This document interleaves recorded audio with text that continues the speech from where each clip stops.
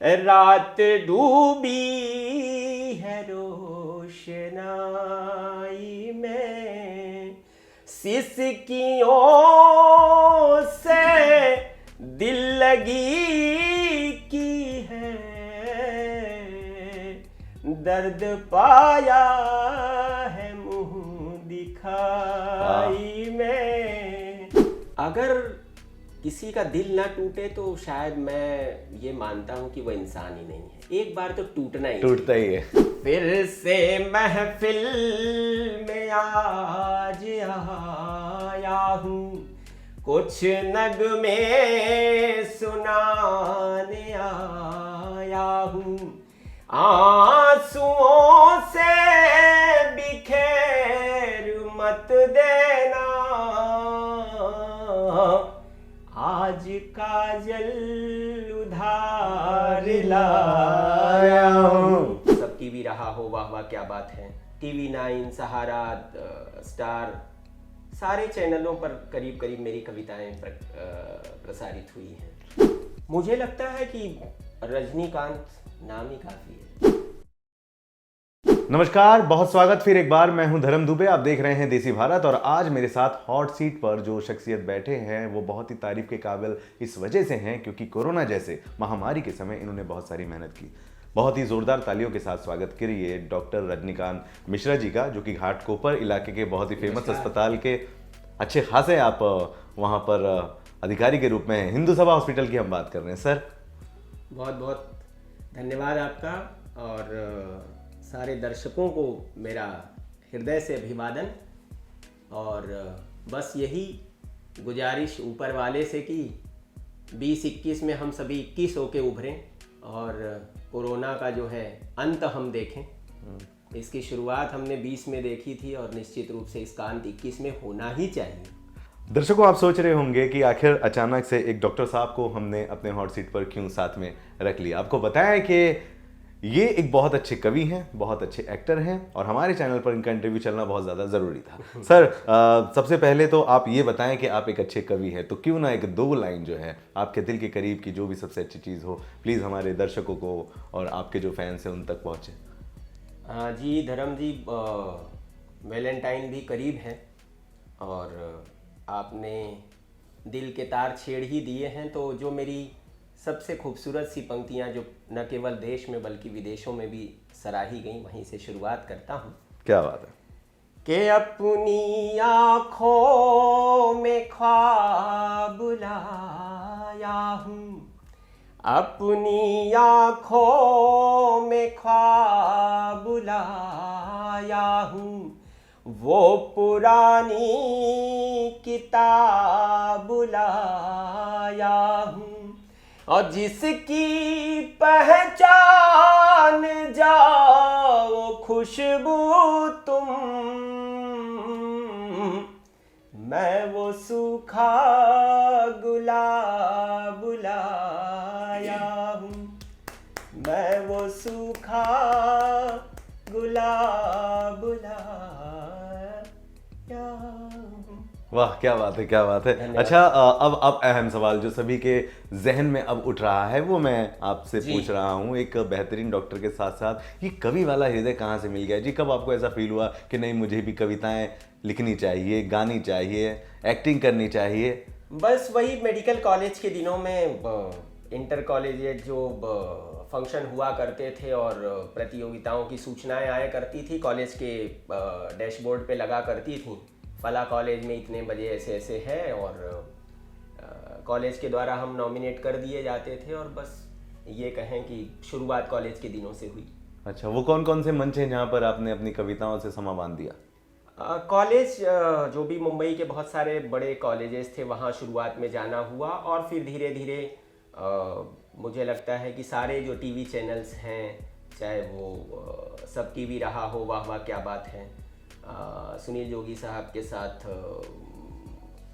कविताओं के तमाम मंच रहे, और टीवी 9, सहारा, स्टार, सारे चैनलों पर करीब करीब मेरी कविताएं प्रसारित हुई हैं। दोस्तों, आपको बताएं कि जब भी होली और दिवाली जैसा त्यौहार होता है, मौका होता है, तो सर को बाकायदा जो अपने नेशनल टीवी के प्रख्यात न्यूज़ चैनल्स हैं बुलाए जाते हैं, आप वहाँ पर लाइव जा कर के लोगों का दिल बहलाते हैं। एक्टिंग की आपके बात कर रहे हैं, हमने सुना है आपने एक्टिंग भी की है कई फिल्मों में और काफ़ी अब डॉक्टरी के साथ साथ आपके पास एक्टिंग के भी जॉब पड़े हुए हैं। शुरुआत हुई थी सुनील पाल साहब जो बहुत बड़े कॉमेडियन हैं इस देश के और बहुत ही प्यारे इंसान हैं, उनकी फिल्म मनी बैग गारंटी में मैंने शुरुआत करी थी, जो कि एक पुलिस हवलदार का रोल था, वो मैंने वहाँ से शुरुआत करी थी। और उसके बाद देश पांडे साहब, राम देश पांडे डायरेक्टर थे और प्रवीण काकड़ साहब प्रोड्यूसर, एक मराठी फिल्म मैंने करी राजा। और बहुत शीघ्र जो है एक हिंदी फिल्म और एक बड़ी मराठी फिल्म में मेरा एक अहम किरदार होने जा रहा है। साथ ही जो पार्थो घोष साहब हैं, बहुत बड़े डायरेक्टर हैं जिन्होंने 100 डेज और अग्नि साक्षी का डायरेक्शन किया था, वो एक वेब सीरीज डायरेक्ट कर रहे हैं जिसमें मेरा जो है बहुत ही संवेदनशील किरदार, मैं कह दूं कि मेरे दिल के बहुत करीब है वो किरदार, पीटर डी सिल्वा, और द परफेक्ट स्क्रिप्ट के नाम से वो फरवरी अंत में या मार्च में OTT प्लेटफॉर्म पे रिलीज होने जा रही है। डॉक्टर रजनीकांत मिश्रा जी उर्फ पीटर डिसिल्वा जी ऐसे नहीं छोड़ेंगे आपको, एक डायलॉग तो बनता है कम से कम। हमने आपको जो है डॉक्टरी करते हुए देखी है, हमने अभी कुछ देर पहले ही आपको कविताएं जो है वो करते हुए देख लिया है। एक डायलॉग आपके अगर हम सुन पाएँ तो बहुत ज़्यादा मज़ा आएगा। जिंदगी फूलों की सेज नहीं है, जिंदगी कांच की तरह होती है, और जब वो कांच कभी टूटता है सपने पूरे ना होने के इल्ज़ाम में, तो उसकी जो चुभन होती है वो हमेशा आगे बढ़ने की प्रेरणा देती है। हाँ, क्या बात है, वाह क्या बात है सर, एकदम मतलब चार चांद लगा दिए, मज़ा आ गया। आपको सुन के ऐसा लगता है कहीं ना कहीं दिल कभी टूटा आपका? अगर किसी का दिल ना टूटे तो शायद मैं ये मानता हूँ कि वो इंसान ही नहीं है। एक बार तो टूटता ही है, क्योंकि जब दिल टूटेगा तो उस पीरियड में जो आपकी सृजनात्मक वैल्यू हुआ करती है, उस वक्त जो आप गढ़ते हो वो बहुत ही बेहतर रूप में संसार के सामने आता है। अच्छा, आप टूटे होते हो लेकिन आप जो जोड़ा हुआ संसार के सामने प्रेषित करते हो वो दिल को छूता है। अच्छा, हाँ, समझ रहे हैं। और कुछ कविताएं करवाएं ना। हाँ ठीक है, रुकिए।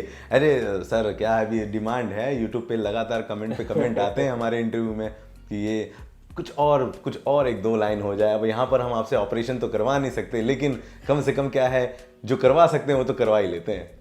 बस आपने चुभने की बात करी तो वहीं से याद आए कि चूड़ियाँ चुभ रही कलाई में, चूड़ियाँ चुभ रही कलाई में, रात डूबी है रोशनाई में, सिसकियों से दिल लगी की है, दर्द पाया है मुंह दिखाई में, दर्द पाया है मुंह दिखाई। खड़े हो गया रोए सर, सच में बहुत ही दिल से आपने गाया है। जल्दी मेरे ऐसे रोए खड़े नहीं थे। देखिए दोस्तों, रोए खड़े हो गए। एक और कुछ एक ऐसा दिल टूटा हुआ क्या सज रहा है, हमारा भी दिल बहुत बार टूट गया है ना, सोच रहे हैं कि आपसे एक और सुन ही लें। के दिल बेकरार हो गया अब इंतजार में, दिल बेकरार हो गया अब इंतजार में, ये सिसकियाँ तो याद का सबब बन गई, नैन के कोर भीगते चले गए, यही हिचकियां तो प्यार का सबक बन गई। वाह क्या बात है। ये हिचकियां तो प्यार का सबक बन।